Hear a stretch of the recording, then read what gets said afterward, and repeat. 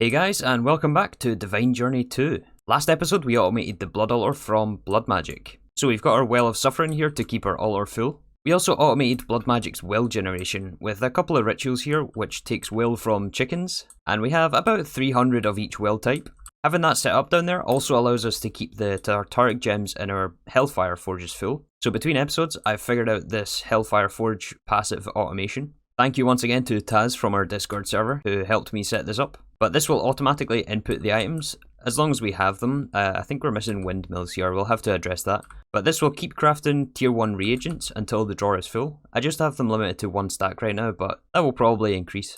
And yeah, we're still missing the automations for the soils here, for the dirty reagent, but yeah, I think we'll come back to this still. I'm just going to keep batch crafting this stuff. But yeah, this gives us the dirty, the lava, the water, and the air reagents. And I think I'll probably do the same for the tier 2 reagents, and then at some point the tier 3. I've also expanded out our alchemy table crafts here for passive reagents. So we have the tiers 1, 2, and 3 on passive, and I've left space here for the tier 4s. Again, here there is a few items that we're missing automations for, primarily the aerogel. I think we're also missing holystone for Sanctus here, but we should have a backlog of this to use. And the other thing we're missing is Arboreal essence, which I think is something we'll tackle today. So the goal for this episode is to continue progress through chapter 17 and unlock Omothol. To progress any further though, we need to unlock Electrotine. And the only way to get Electrotine is by performing the Mark of the Fallen Tower ritual. So we need a potency core, 100 ritual stones, need to craft, I think, 1 more craft of this stuff, and we need our awakened activation crystal. So I remember doing this ritual in interactions and it made a big mess, so we are like several hundred blocks away from the base over here. So this Mark of the Fallen Tower ritual will basically spawn a huge meteorite from the sky, and this is going to contain our Electrotine that we need, and I believe in the form of ore. So to start off we need the Master Ritual Stone, select the Mark of the Fallen Tower, and we'll build out this ritual again. This meteor will actually destroy the ritual stones, but there's a cool trick that we can do if we place some obsidian above this thing. So to start this ritual we need 1,000,000 LP in our life essence network. It looks like we're almost there. Yeah, we just hit 1,000,000. So now we have to put our potency core on the top of the master ritual stone and activate this. Any second now we should get an explosion here. Haha! Nice! Alright, so this gives us our Electrotine. This is a bit less than what I was expecting, to be honest. Yeah, it's not a very dense ore vein. Hopefully this is going to be enough for us. Maybe we'll just leave this here in case we have to come back and do this again. Alright, that went pretty successfully. Now we have to process down the Electrotine. So we have a few different options, like most ores. We can smelt it for 1, but this is terrible.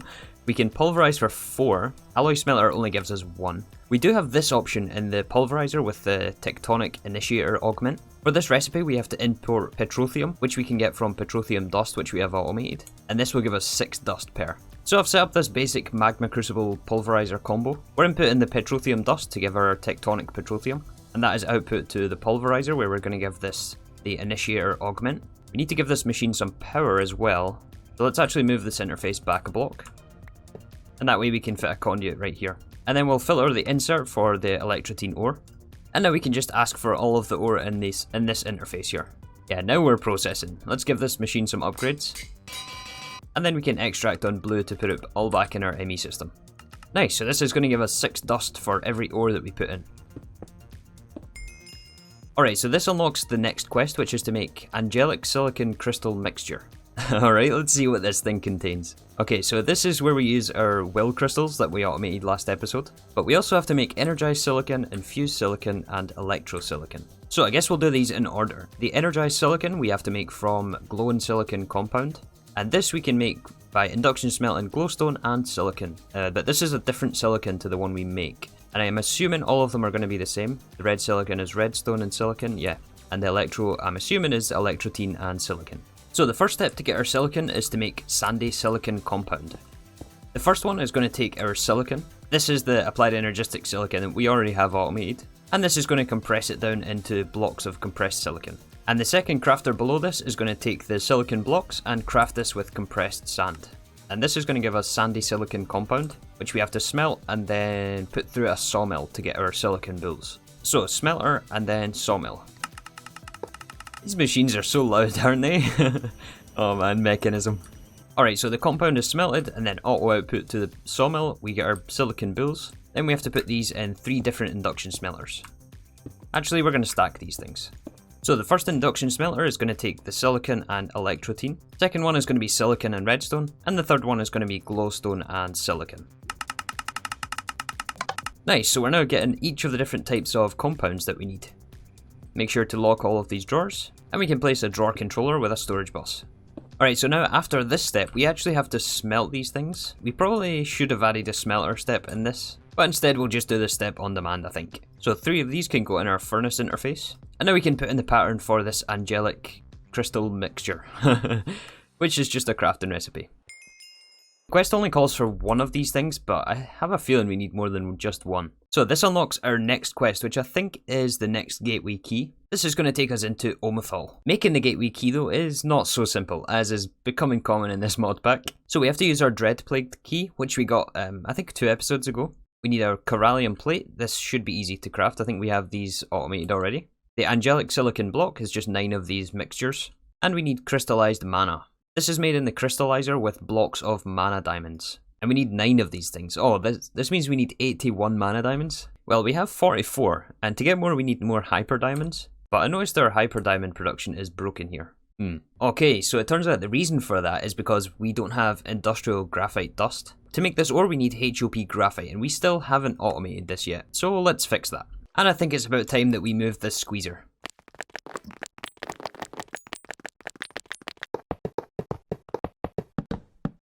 So first step to make HOP graphite is to make coke dust. So we're just taking in our coal coke, which we have automated somewhere over there. And that gets output to the drawer here on our machine wall. Then I've moved over the squeezer. So I've put an interface here to supply our coke dust, which is going to be inserted into the squeezer. This will also need some power. So this is going to squeeze down our coke dust into HOP graphite dust. But we do want to buffer this separately, as it's used in, like for example, enriched gum. And we make some mechanism machines with this stuff. So this will be output to a drawer. And we can put a storage bus on this. But we also need the ingot version of HOP graphite. So we can add an energized smelter here to smelt the dust for ingots. And the rest of the setup for hyper diamonds, I believe we already have set up somewhere over there. So we should now slowly start trickling in some hyper diamonds once it makes some ore. And because this is passive, this should build up enough hyper diamonds for when we come to Botania in the near future. So we just need about 20 more hyper diamonds. This should only take a minute or 2 for this to catch up. In the meantime, let's fix this mess here. I was digging up the floors here just to make sure we had enough channels, but we've got plenty.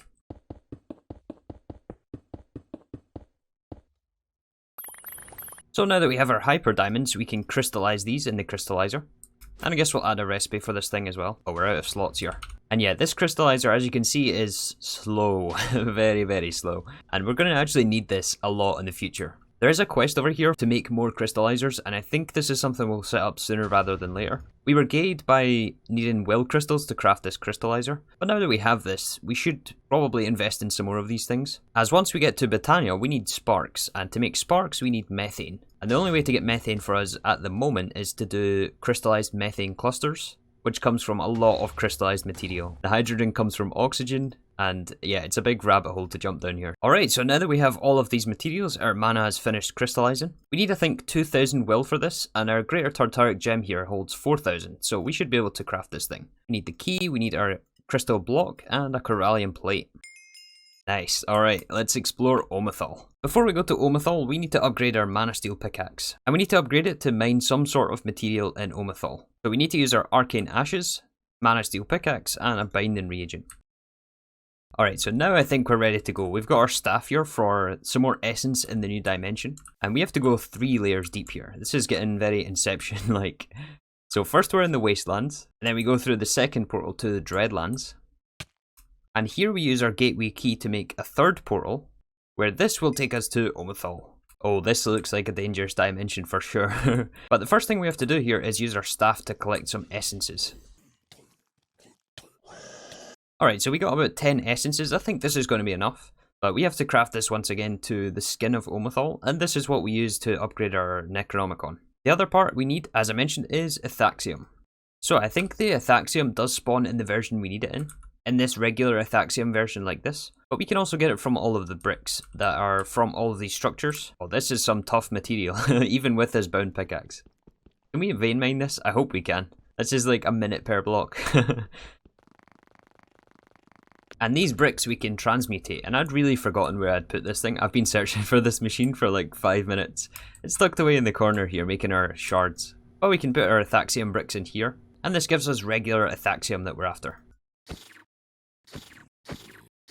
And after farming some more ghouls, we can craft our essence down. But the other part of the book upgrade is some of these engraved coins. And to make these, we need the tier 3 reagent. Actually, this is tier 4 blood magic reagent. And some of these coins. And I think we make these with the compactor. Yeah, we have to use the numismatic press augment, which uses gold coins from autumn. So to make these Abyssalcraft coins, it looks like we can use just about any material for this. And iron we have the most of, so let's use iron for this. So I've just put our compactor next to the other ones. This one makes gears on demand, and this one is for plates on demand. So now we should be able to request iron coins. But yeah, to get the Presidium we need for this, we are actually out of Arboreal Essence, as I mentioned earlier on. So let's take a little step back and look at the automation of this stuff. So we set up the pyre a couple of episodes ago, which we were going to automate in this little space. But I think I want to move it from here. So I think something like this could work. The way this is set up is we have our pyre down here with the interface below it to supply the items for Arboreal Essence. This takes some of the saplings we're farming, as well as these hardened blood droplets, which we'll get back to in a second. But the pyre will automatically pull from the inventory below it, and as long as you have a fire source, we just have netherrack here on fire, it will automatically start the craft. And then we just have a filtered ranged collector, which puts it into the drawer, and then we have a storage bus on here to read the contents. This sort of a setup doesn't allow multiple recipes with the same pyre, but I think we'll keep this one specifically for Arboreal Essence. So we can just facade this. And that isn't the most efficient use of space, but oh well. It's fine where it is, and we can add more once we need more pyre recipes. But yeah, those hardened blood droplets, I've just been batch crafting for the time being. So instead of importing Abyssal Stone in here, I've just been swapping out the variable card to export only coagulated blood. This one, yeah. Only export coagulated blood from the interface. So when we put this in here, this should put a full stack in, and it will take a while since it's a full stack, but this can allow us to easily batch craft this stuff for the time being, until we have multiple altars set up. Alright, so after forming some more in the Omothol Dimension, we can create our first blank coin engraving. Then we have to craft this with various different materials from Abyssalcraft. I think I'm going to pick Shadow Gems since we farm this very easily. Then we have to use our iron coins with some Presidium, which we should have now that we've added Arboreal Essence. I think this is the only thing we were missing from this thing. I hope. Yeah. And then we have to use this engraver that I found in Omothol. We can craft our engraved coin with some of these regular coins. And this will give us, I guess, a different version of an engraved coin. Now, there's a lot of different coins we have to use here, but this is the ones we're after for the book. So yeah, we can now put all of this together and upgrade our Necronomicon. Alright, so now we've got another boss fight, and we need to find Jazahar. Jazahar? I don't know. He's the Gatekeeper. So to find this guy, we have to go to coordinate 0, 0, and it's actually almost bang on 0, 0 as well. Alright, this is a cool looking dungeon. I do like these bricks. Lots of statues around here as well. Oh, that looks like the boss in there. But the quest did mention that we have a ritual area here, which I would like to find. Yeah, this must be it here. I'm not sure if this is necessary, but we're going to upgrade our staff, just for fun. This is quite inexpensive, all things considered. The Omothol Staff of Rendon. Alright, now let's go say hi to the Gatekeeper here. Oh, he has explosions. Gatekeeper of the Abyss. Yeah, let's stay away from that thing. Oh, it's pulling me towards it. Oh, he's gonna give me a wither. Okay. Oh, another explosion. Yeah, we have to stay away from those things. I can't move. I'm stuck. I can't move here. Yeah, this guy ain't playing around here. And this is going to be a long fight doing this. We don't need to do nearly enough damage for this guy.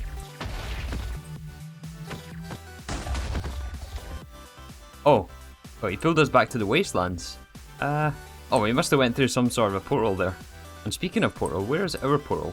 About 300 blocks away. Alright, we're back. Let's get after this guy. He's about half HP. Yeah, we must have went through that black hole there. Let's not touch that thing. His hitbox is kind of weird as well. You don't always hit him with this thing. Although it could be the laser gun. Oh, that was a lot of damage. Alright, he's almost there. One more hit. I think we got him. Okay, let's maybe stay away from that. That looks like another explosion. Let's give him a second to do his thing. Yeah, that looks so cool though. Did he drop anything?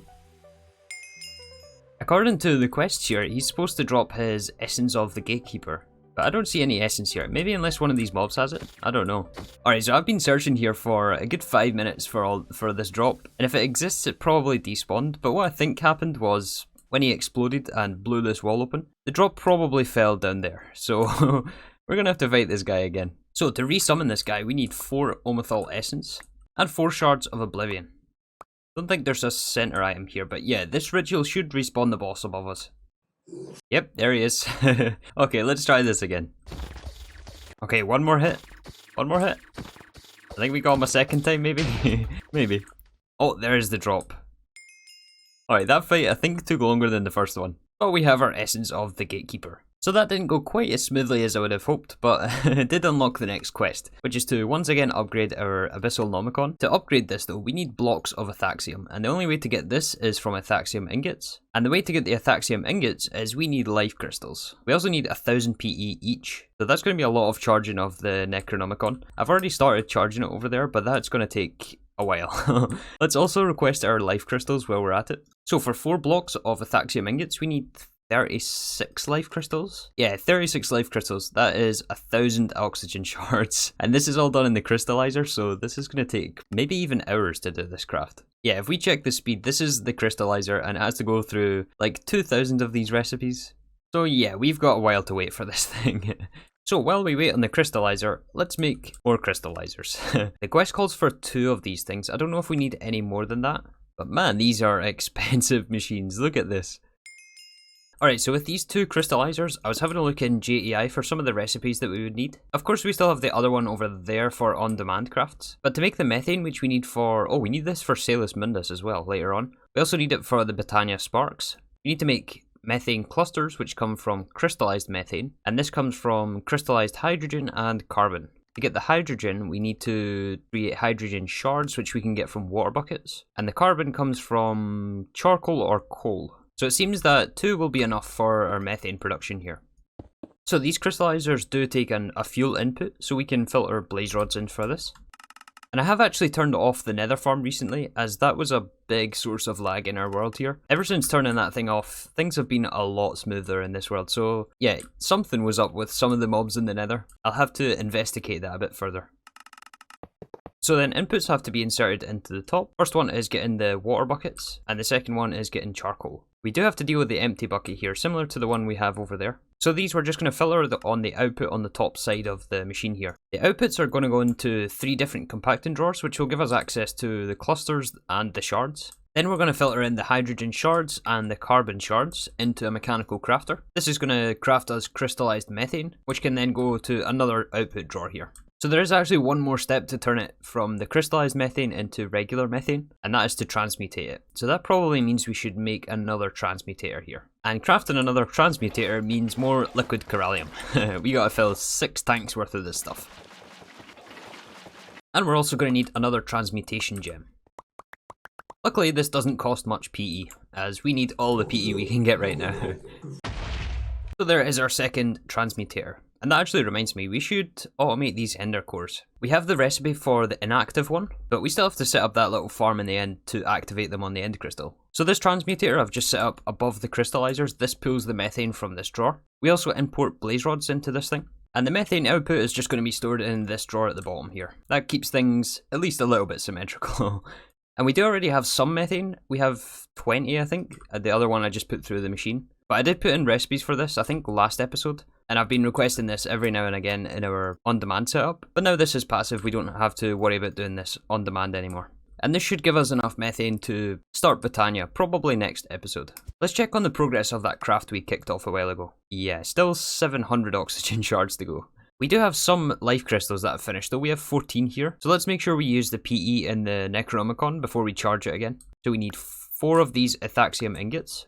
Or wait, no, these are Ethaxium bricks, which we get from smelting regular Ethaxium. And 1 life crystal. And that gets us 1 Ethaxium Ingot. We need 36 of these things. Oh, I don't think there's an easier way to do this either. Unless I'm maybe missing something. There is this recipe here, but this takes 4 Ethaxium bricks and an Oblivion Catalyst. I think the Life Crystal is easier to do than that. And there's no way to get it from nuggets, is there? Doesn't look like it, unless we can somehow get armor, but I haven't seen any guys with armor on. Okay, this is ingot number 14, which is the last one we can get for now. And we need more Ethaxium bricks, which also takes a decade. Why does everything take so long in Abyssalcraft? Right, so I think the upgrades on Abyssalcraft is something we'll save for tomorrow. So for now, let's finish off our Alchemy Table automations. So having a look through these Alchemy Tables, we actually have everything automated, besides, I think, 3 items. We're missing Aerogel, the Arboreal Essence we added today. We're also missing Aether, which is because of the Aerogel. And here we're missing Eden Arrows and the Ender. I don't think we have these on passive yet. Also the Weather Container. And right at the beginning of the episode, I mentioned we were out of windmills. Well, I just found the reason for that. And that's because this crafter down here for windmill blades is being turned off. I don't remember exactly why I turned this thing off, but let's make sure we turn it back on. And also give a few upgrades to the drawer with our treated wood, as this was full and not producing any more for us, so let's make sure we have a bigger buffer of treated wood for later. So the weather containers are easy to automate. We can just filter an autocrafter for dark gems, sugar and glass bottles, and set the recipe for the weather container. The Eden arrows are a little bit more tricky, but nothing too difficult. We can filter in feathers, which we're getting from the chickens over there at our blood magic setup. The Eden souls, of which we have 30,000. We're farming the guys from the Eden dimension with our mechanical user over there. And sticks, which we have in a sawmill somewhere. But this will give us the Eden arrows. And the ender we can also just put in a mechanical crafter here. But we do have to do this little trick with the drawers to get the item to stack. Basically we have to let this mechanical crafter insert into the drawer. As if we were to right click it in here ourselves, it would contain NBT tags. And then it would not stack with any future versions that this mechanical crafter crafts. If that makes sense. So we have to disconnect this drawer network first. And we can put an item conduit on the side here just to get the first item in. And we do also have to plug these interfaces back in. I took them out just so that I wouldn't waste the resources, well not waste, but use the resources on these materials, since we needed a couple of the tier 2 things today. But yeah, these items are now slowly trickling in, and we should build up a small buffer of these essences. So the last thing I would like to do today is plan out something that we're going to be working on probably in the next 2 episodes. I'm not sure yet on the order we're going to do things here, but we did skip over a quest chapter here. We went from 15, which is the start of blood magic, straight to 17. Which is the one we completed off today. Well, it's not completed yet, but these are optional things we're going to go back for. And we did skip chapter 16 here, which is all about mystical agriculture and seed farming. So obviously late game we're going to have pretty much all of these seeds. It's going to be a while before we can unlock these though, as we need to progress down to the mid-20s to get access to some of the higher tier of seeds. But to do all this farming we need an area to put this thing. And I think the best place for it is the portal to the void.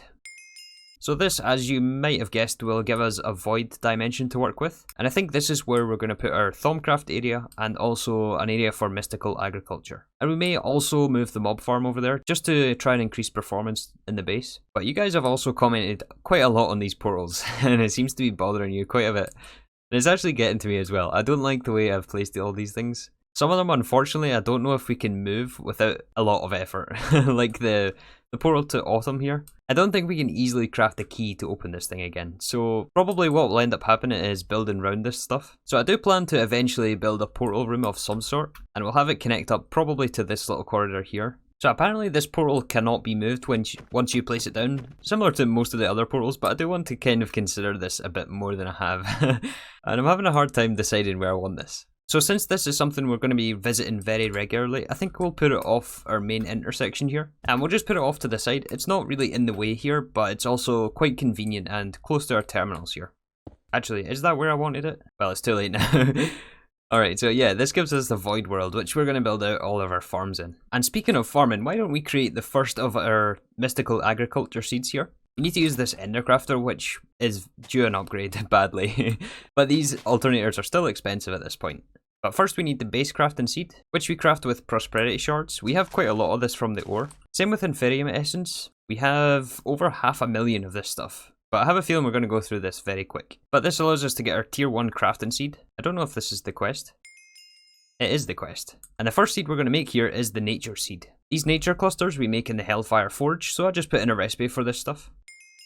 But this nature seed we're going to use to grow into nature essence. Oh, I don't think this can be bone mealed, can it? Oh, and I have frost walking on as well. Oh yeah, I forgot about these seeds. They're not like normal seeds. Well, I was going to make the pasture seeds so that we could convert our Botania area. I had a couple of you guys comment about that, and I think that is a very good idea. This slimy dirt really isn't doing this area any good. So we're going to change the colour of the grass here. But since we're waiting on seeds and life crystals, let's wrap things up here for today. We managed to finish off chapter 17, make a start on chapter 18, which will continue next episode. Hopefully we can get our better Botania automations up, and I'll keep farming the Ethaxium that we need for this book as well. But yeah, that is going to do us for today. Thank you again for watching, and I'll see you all tomorrow for some more Divine Journey 2.